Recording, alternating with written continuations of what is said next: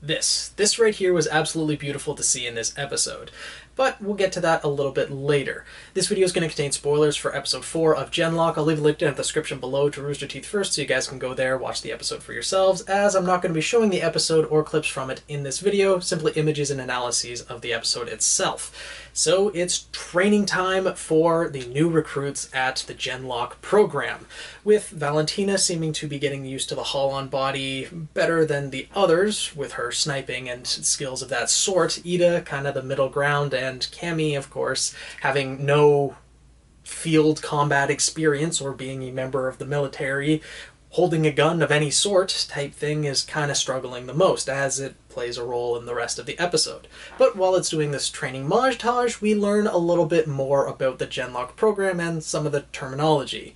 First, with the professor starting off that the most important thing to protect is the brain, because any part of the Holon body can be replaced, but you only got one brain. Now, that opens up the possibility that, well, what about cyber attacks?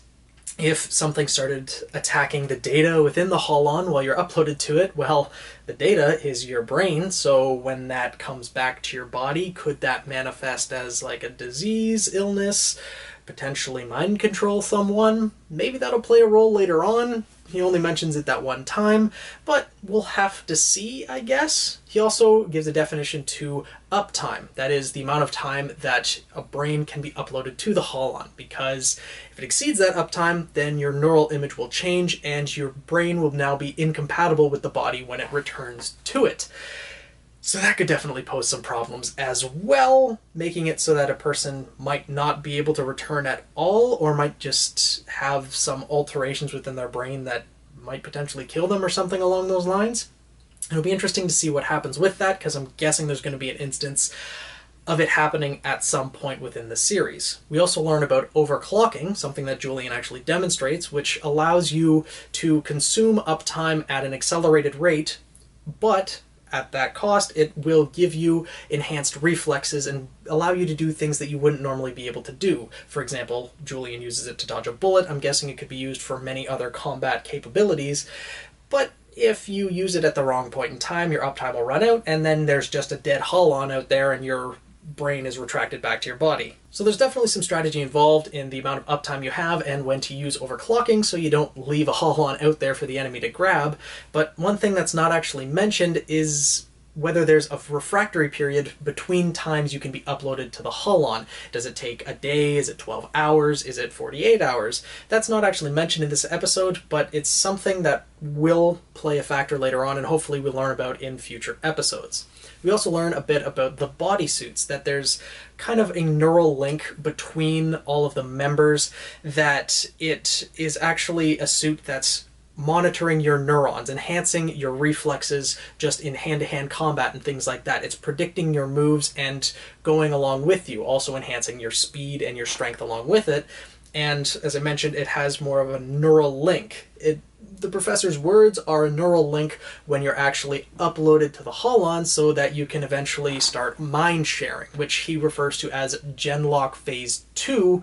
So whether that is just when it's uploaded or when it's also in the bodysuits as well, I'm guessing it's partially in the bodysuits as well, because as he's describing this, everyone's eating their lunch, and Ida is going around sharing some of the food that he made. Some eggs, which he was making at the beginning of the episode, and everyone wanted to have as well.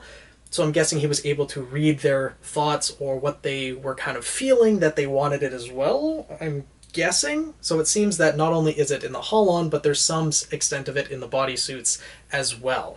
The last bit of terminology we learn about is aging out, something that I previously mentioned in episode 2 review, I think, that as a person ages, their brain loses their neuroplasticity. Neurons stop regenerating as fast, it's more difficult to learn things, and it's more difficult for your brain to start adapting to different experiences, which is definitely the case with genLOCK. The professor says exactly that, and even points out that Leon was a candidate, but he's just a bit too old and it would be just a bit dangerous for him to do that. So Leon does not look like an old guy. I'd say maybe late 20s, early 30s at most, and look at Julian. He's 25, not to mention he's also went through a hell of a trauma as well, so I'm guessing the adaptability of his neurosystem might be clocking out. I think Ida might actually be a little bit older than him, but I'm wondering how much longer some of these characters have left in the program. I mean, obviously it's probably going to be a couple of years, so they may not even age out in the span of genLOCK entirely. Depending on how many seasons it goes, one thing for sure, Cammy won't age out in the entire span of the genLOCK series unless it spans like a decade in the genLOCK universe, because Cammy's only 17, Julian's 25, Ida, I'm not exactly sure his age. If you guys actually know it on the wiki page, let me know. But yeah, so I'll be interested to see if there's actually going to be some rotation in the members of the genLOCK program throughout the series itself, but that's in years to come. After the training, as we see they are improving quite quickly, we get a little tidbit between Julian and Miranda that Julian, of course, completely understands why Miranda has moved on to Jody, because he was dead for years and she took a lot of time for her to get over it and things like that. So yeah, it's completely understandable, but Miranda actually offers a bit of hope that if Julian wanted to start something up again, you know, maybe try using a pickup line, things of that sort. So there's still hope there. She still has feelings for him. Kind of feel bad for Jody at this point, and that might lead to some conflict in the future. But Julian says something interesting at this point. He says that his mum and his sister, Adrian, are gone. Now, I don't know if that means he just thinks they're dead, if he knows they're dead, because there's an issue I have with that. Again, I'll mention that later. And then we get a little bit between Cammy and Miguel, as she is voicing her concerns about not feeling quite right in the Holon, which makes sense as she's a smaller human than the rest of the people there. Everyone else in the genLOCK program seems to be about the same height, at least a lot closer to the ideal proportions that the Holons are set to, so of course Cammy's not really being able to walk that well, move around as comfortably, and Miguel actually gives her some hope with that. He kind of just sends her the documents for the Holon secret genLOCK program. I mean, I know she's been there for a little while, but still, there was kind of a spy within the original recruits, etc. So he's the most open-minded, or easygoing, I should say, guy at the base. But he even says, yeah, seriously, don't tell anyone, I'm going to get in serious shit for doing this, so we'll see. But Cammy's going to be able to mod her Holon and give it a more suitable build for her. And then Miguel also hints at something that he's been planning for Julian, which we can guess as to what that is, because he says he just doesn't seem quite right without V's.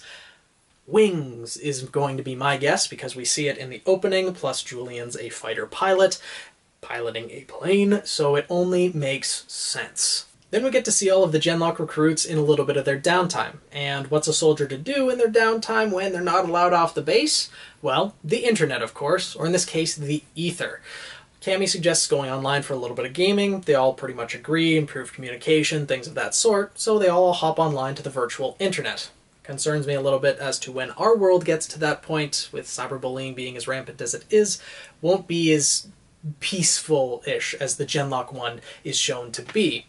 So they all hop online and we get to see what they decide to be perceived as in the virtual world. Cammy is the only one who has a non-human avatar, appearing as a small bunny similar to the pet that she has in the real world, the robotic one that she has built for herself. We see Yasmin appearing as herself with a hijab and longer hair, which Cammy points out she looks quite good with, and I would tend to agree with that. Kazu looking a lot more tough than he does in the real world, Julian appearing in just a hoodie as well, what comfortable to him. And then the most interesting is Valentina, or Val in this case, as her avatar appears as male. And she even states that she has transitioned from male to female and vice versa in the real world a couple of times, which is a very good way to introduce a gender-fluid character. I think genLOCK does this extremely well. It's not forced or anything, especially with their advanced technology. It'd be a lot easier to transition from one gender to another A lot easier than I think it would be in today's society, or not today's society, but with today's technology, with all the surgeries one would have to go through and the procedures, etc., etc. They then go to decide what game to actually play. They go through a couple of them, including a fantasy Monster Hunter one that is based completely off of Ruby, and we see the characters kind of cosplaying as Ruby characters. Cammy is, of course, Ruby herself, being energetic and out there, also giving credence to the theory that I have that Cammy is the true main character of genLOCK, but that's something for a different time.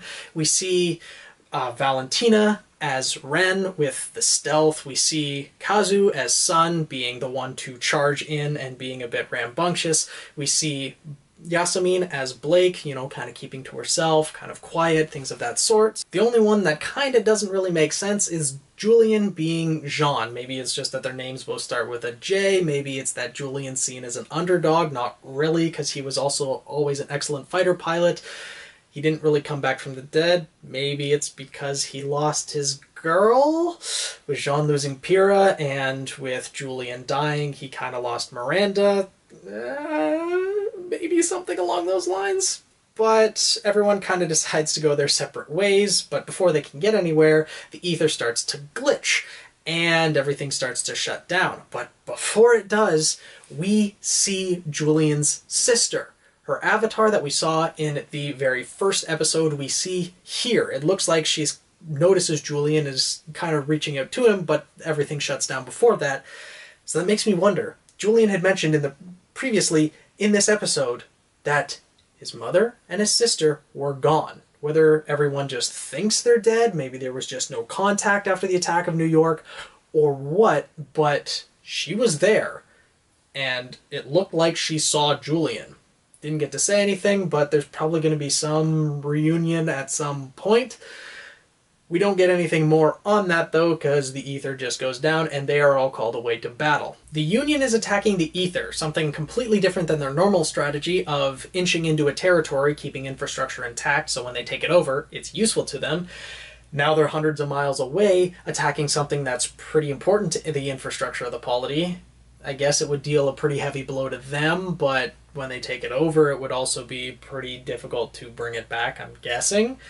Anyways, it's something different that they haven't done since New York, and as the team is on their way to the mission point, we see a small problem, something that might be exploitable in future episodes. As with the limitation of uptime, their physical bodies have to travel close to the point of contact before they actually upload to the Holons, just to maximize the amount of time that they can be connected to them, which makes sense, but also puts their bodies at risk. Still, I guess, better than having the physical bodies on the front lines themselves, but they're also defenseless where they are, and need soldiers there to protect them, so some positives and negatives to the entire program, I guess. And when everyone goes to deploy, well, the three newbies aren't used to this kind of situation. I don't think they probably practice much deploying from planes, as they are definitely not very graceful, because Kazu kind of falls out of it. Cammy doesn't exactly, well, barely manages to stay standing. Val is actually okay. As I mentioned, she's probably doing the best out of the three. She sets up for her sniping. Kazu, instead of using his guns, he likes to throw cars at people, I guess. So that's one way to do it, although collateral damage is also a thing. And Cammy's quite self-conscious about not shooting teammates, as during training she shot Val quite a few times with training bullets, and almost shoots Kazu this time around, but stops herself just in time. The overall mission wraps up very quickly. The enemies didn't seem like they had enough of a force for what they were trying to accomplish, so they let the ground forces go into the building to secure the area, and the Holons are sent to secure the perimeter. And then it's Cammy who encounters something a bit out of the ordinary. She encounters another Holon-looking thing and is like, okay, you know, look at me, not shooting teammates, ha ha ha ha. But no, this isn't actually one of her teammates. She actually encounters the big, black, four-armed-looking monster Holon that we see in the actual opening. And yes, I say Holon because of the way it actually moves. It was able to take out Cammy very easily. She's very self-conscious about guns and not really in her prime at this point, so yeah, I can completely understand, but to the point of ripping her head off, and then tries to rip open the chest plate to get at the core of the Holon. So we know what it's after, but yeah, ripping Cammy's head off, protecting the brain, yeah, that's gonna pose some problems, and not to mention PTSD for Cammy, because while her head gets ripped off, she's still in that body, and she's still kicking and screaming and everything of that sort.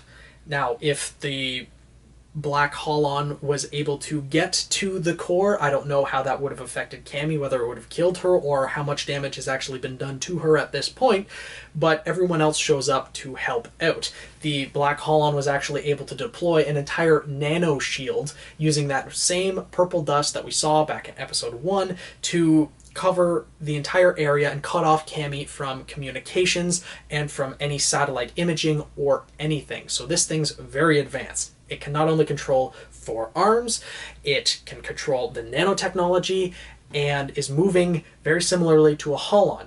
Julian, Kazu, and Yasemin are all fighting it at the same time, and it's able to hold them off. It's got 4 arms, it's only 1 mech, and it's still working. It ends up being Valentina's shot that ends up driving it away, and it runs off with the purple dust trailing it. And then, you know, Cammy's still on the ground freaking out with not having a head, not being able to see, as the head was deactivated, but the core of the Holon still stayed moving, and she's not knowing what's going on. But Yasemin was actually able to mind share with her to calm her down, but Cammy's again looking at her body from the outside, so it's still a little bit freaky, but it seems like, you know, her mind's still intact, although it was racing and everything of that sort. It seems like there wasn't mental damage being done at that point. We'll see when it continues on, as this is where the episode ends. Now, there are still a few things we can take away from this episode, mostly revolving around the situation where the giant black mech attacked Cammy. Now, this thing had 4 arms, couldn't really speak a language from the look of it, nor understand when someone was speaking to it. It acted like a beast, so I'm going to refer to it as the Holon Beast from now on. Seems like an appropriate name for it, but it shows that the Union does have some sort of genLOCK similar technology, and we can safely say that this mech is from the Union, as there were Union soldiers there. It can control the nanotechnology, plus being the same color as all the Union soldiers itself, etc., etc. So it's safe to say that this is from the Union. Now, the target that it was after was the core of Cammy's Holon, meaning that their genLOCK program is not the same as the Polity's genLOCK program, and that they will have something to gain from taking that technology from Polity, being able to adapt it into their own technology.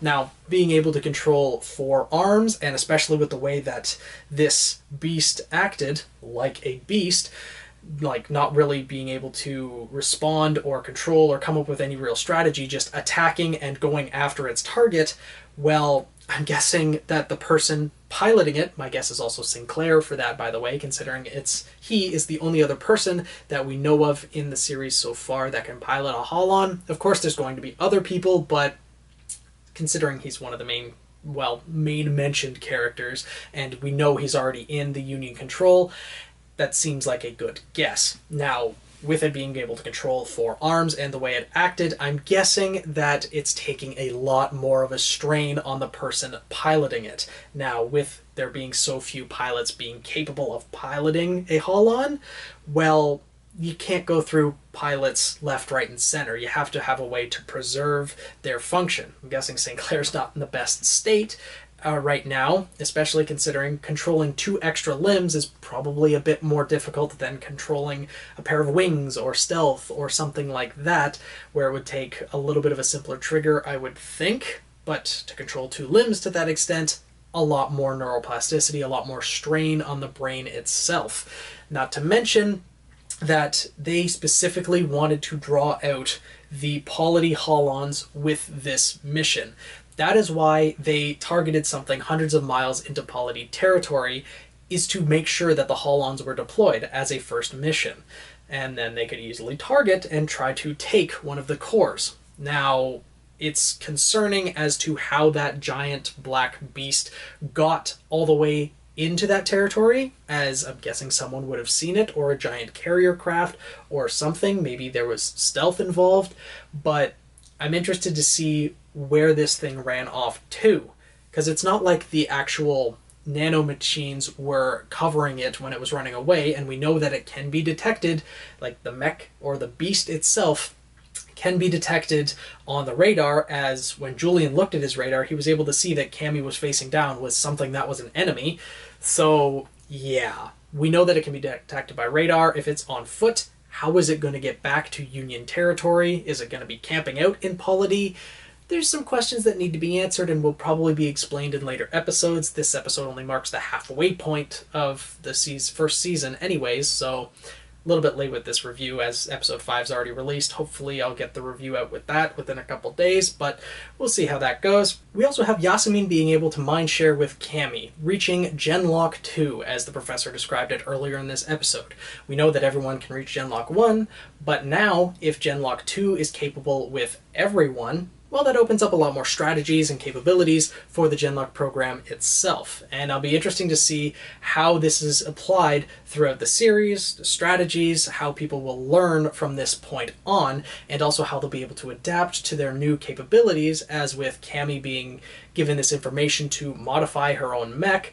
Well, I'm guessing everyone's going to be getting their upgrades either this episode 5 or episode 6, because Julian's wings are already hinted at, things of that sort, so I'm looking forward to how that's going to go, especially since they were completely outmatched here. This one mech beast had, with its 4 arms, was able to overpower 3 Holons, and Valentina's sniping was the only thing that took it off guard and sent it packing, because 4 against 1 was just a bit too much for it.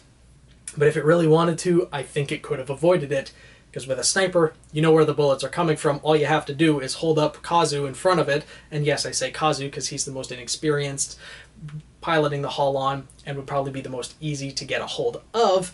Just hold up Kazu in front of the sniper bullets and, well, Valentina doesn't have a line of sight, wouldn't be able to snipe, things of that sort. If it really wanted to, I think it could have won that fight. But if everyone got kitted out with their new and unique, personalized mechs and abilities, Valentina with her stealth, Kazu with his more sturdy mech and also the blades on it, which I'm really looking forward to, then it'll be interesting to see how it stacks up at that point. Because it looks like, at least from the opening, that it's going to be the 5 Holons versus this beast. I'm guessing the beast might get an upgrade at some point too, but we'll have to see. And it's probably going to be the final fight in episode 8. But with this series continuing, there's going to be more of those things appearing. Maybe more people that they grab that have maybe aged out of the program and they just throw in as pilots. Screw the risk, just get more mechs out there to fight the battles, which would give them an overwhelming advantage if even they could last for just a few battles, enough to overwhelm Polity pretty well in some battles. So I'm interested to see how this is all going to evolve. The last thing is the interpersonal things. It looks like there is hope for Julian and Miranda getting back together, although, as people have pointed out, Julian and Yasmin would be a cute couple as well, so I'd actually maybe like to see that even a bit more than Julian and Miranda, especially since Miranda seems to be happy with Jodie. You know, that's gonna get a little bit, interesting if it progresses forward. Jodie might get mad if Miranda leaves him for Julian and that he was just a fill-in or something of that sort. And besides, with Kazu and Valentina kind of maybe having a thing eventually, who's going to be going with Yasmin? Like, come on. Julian and Yasmin, Miranda, Jodie, everyone has their partner. It would actually be pretty interesting to see that go. Then there's also Julian's sister, who appeared just very briefly there, and I missed it the first time I was watching through, but yeah, his sister's alive, able to upload to the internet, everything, so I don't think she was taken prisoner, but she's out there somewhere, and probably has no way to contact Julian. Julian didn't see her, so there's gonna be something that comes of that, of course, and Julian will get the reunion with his parents, and because I'm guessing they think he's dead too. So his sister probably thought that she saw a ghost or something along those lines, and maybe that'll happen next episode or this season. Maybe it won't even happen till next season, but that's going to happen at some point. And I wonder if it's going to go down the road that maybe the Union or Union soldiers will find out that Julian's family is alive, take them hostage, and hold that against him to get the Holon technology from the base, which Julian might kind of go rogue, considering he has most access to the Holons, and take the Holon to them, maybe, to get his family back. I don't know, it's a possible plot line that it could follow, but we'll have to see. Let me know what you guys thought about this episode, what you think of the Holon Beast, or if you have a better name for it, I'm all ears. If, well, we'll see in episode 5, which I'll probably watch immediately after editing this video and posting it. Again, review will hopefully be out in the next couple days. The past week has been pretty busy for me, so we'll get back on track for sure. But yeah, let me know what you guys think of this overall episode, what you think's going to happen with the relationships of different characters. Kazu and Valentina, also Julian and Miranda and Jody, things of that sort. And how do you think that Miguel's going to fare after they find out that he gave away those confidential documents to Cammy to be able to modify her mech? I don't know if they find out. They may not be too happy, though Cammy, being brilliant as she is, might give them some new tech and new toys to work with. So we'll have to see. Hopefully you guys enjoyed this video. Make sure to subscribe if you haven't already, and I'll see you guys in the next video.